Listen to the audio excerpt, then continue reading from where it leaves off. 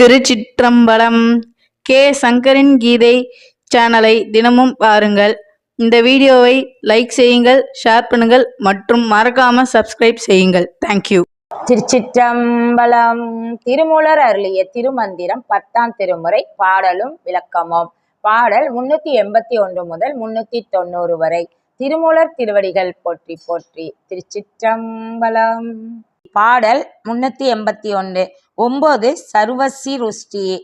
ஆதியோடு அந்தம் இல்லாத பரபரம் போதுமதாக புணரும் பராபரை சோதியதனில் பரந்தோன்றத் தோன்றுமாம் தீதில் பறைய தன் பால் திகழ் நாதமே. ஆதியும் அந்தமும் இல்லாத பராபரம் சிவம். அச்சிவத்தில் அறிவாக புணர்ந்திருக்கும் பராபரையான பராசக்தி சோதி. அதனில் பரம்பொருளான ஈசன் தோன்றி காட்சி தந்தால் அதிலிருந்தே நாதமாக தோன்றுமாம் பறையான சக்தி. இப்படி சிவனும் சக்தியும் ஒன்றை விட்டு ஒன்று பிரியாமல் சேர்ந்தே ஒளியும் ஒளியுமாக இருந்தே அருள் புரிகின்றனர். தீயில் திகழ்ந்து வரும் நாதமே சக்தி. பாடல் 382. நாதத்தில் விந்துவும் நாத விந்துக்களில் தீதற்றகம் வந்த சிவன் சக்தி என்னவே பேதித்து ஞானம் கிரியை பிறந்தலால் வாதித்த விச்சையில் வந்தெழும் விந்துவே. நாதத்தில் விந்துவும் விந்துவில் நாதமும் சேர்ந்தே உள்ளது. இந்த நாத விந்துக்களில் இருந்தே எல்லாம் தோன்றுகின்றது. நாத விந்துவால் தோன்றிய உடம்பில் நாதவிந்து தீண்ட முடியாத தீதி இல்லாத பொருளாகி வந்து சிவன் சக்தி என்றாகி நிற்கின்றது. இப்படி ஆண் பெண் என இரண்டாகி நிற்கின்ற உயிர்கள் அறிவை அறியாது உலகச் செயல்களில் மாறுபட்டு தடுமாறுகின்றது.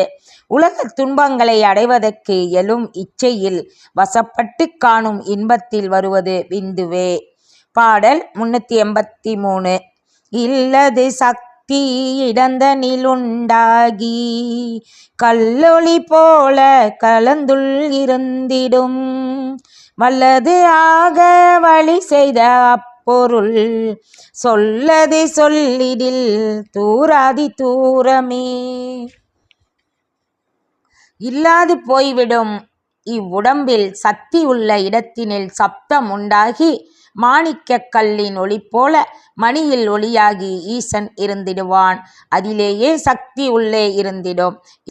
இவ்வாறு சக்தியும் சிவனும் இணைந்து நிற்கும் வல்லமை நிறைந்த அம்மெய்ப்பொருளை மாயை தன் வல்லமையால் மறைத்திருக்கும்.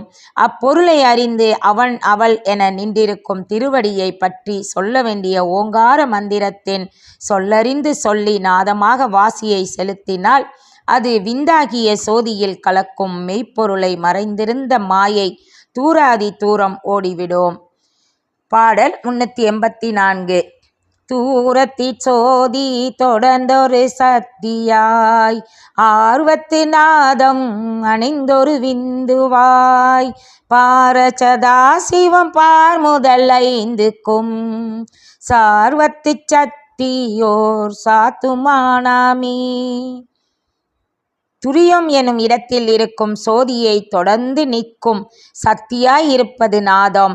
இந்த நாதம் எனும் ஒளி விந்து எனும் ஒளியில் சேர்ந்தே உயிர்கள் தோன்றியது. அந்த உயிர்கள் அனைத்திலும் ஆகாயம், காற்று, தீ, நீர், மண் எனும் 5 பூதங்களால் உடம்பு தோன்றியது.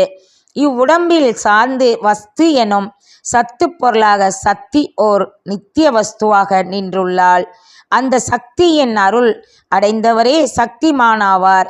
சத்தாக நின்ற வஸ்துவும் எவராலும் எதனாலும் அழிக்க முடியாத சக்திமானாகும். பாடல் 385.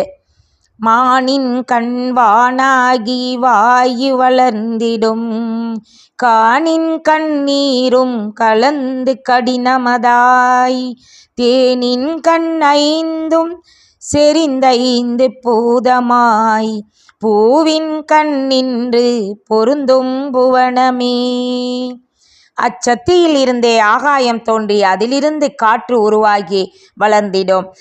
அக்காற்றினால் தீயும் தீயிலிருந்து நீரும் வந்து கலந்து கெட்டியான மண்ணாகி இவை ஐந்தும் சேர்ந்தே உலகமும் உடம்பும் வந்தது.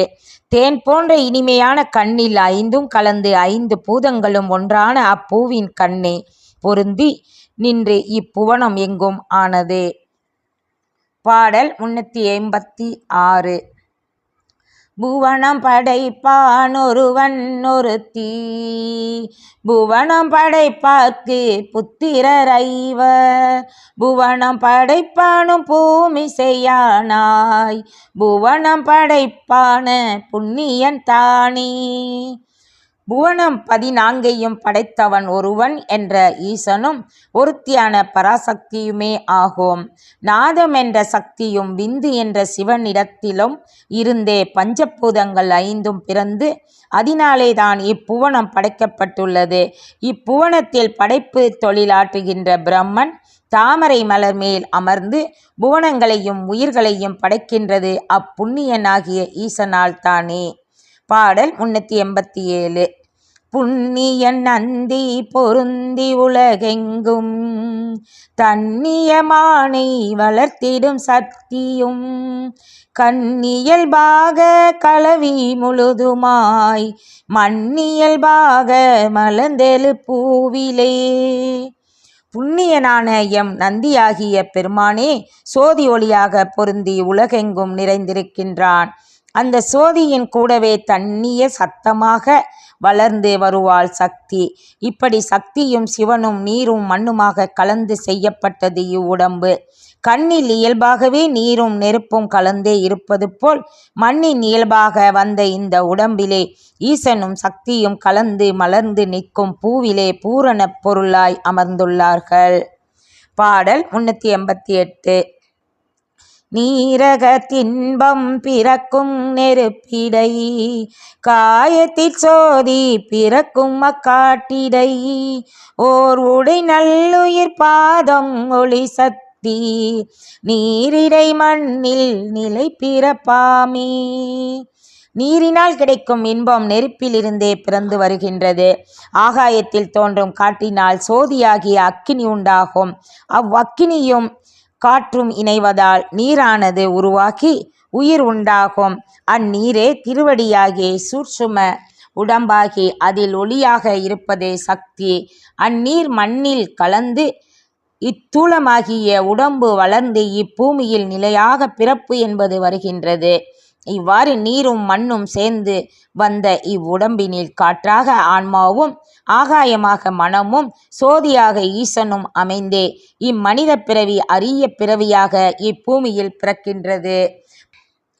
பாடல் 389.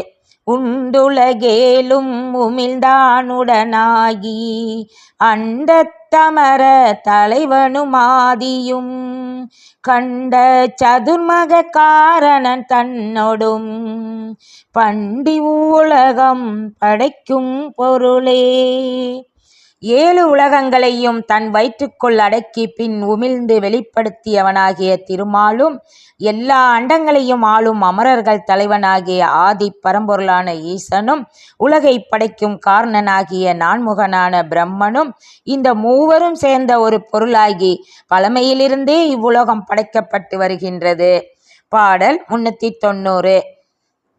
ஓங்கு பெருங்கடல் உள்ளுருவானொடும் பாங்கார் கைலை பராபரன் தானும், வீங்கும் கமல மலர்மிசை மேலையன் ஆங்குயிர் வைக்கும் அது உணர்ந்தானே. ஓங்காரம் என்ற பெருங்கடலான திருப்பாற்கடலில் பள்ளிக்கொண்ட விஷ்ணுவோடும் அழகிய திருக்கைலையில் வாழும் பராபரனாகிய ஈசனும் விரிந்து மலர்ந்த தாமரை மலர் மேல் அமர்ந்துள்ள பிரம்மனும் இவ்வுடம்பில் உயிர் இருக்கும் இடத்தில் அகர உகரமாக அது என்ற மெய்ப்பொருளாகவே இருக்கின்றார்கள். அது என்பதை உணர்ந்து பற்றி கொண்டால் அவனை உணரலாமே. திருச்சிற்றம்பலம். திருச்சிற்றம்பலம். கே சங்கரின் கீதை சேனலை தினமும் பாருங்கள். இந்த வீடியோவை லைக் செய்யுங்கள், ஷேர் பண்ணுங்கள் மற்றும் மறக்காம சப்ஸ்கிரைப் செய்யுங்கள். தேங்க்யூ.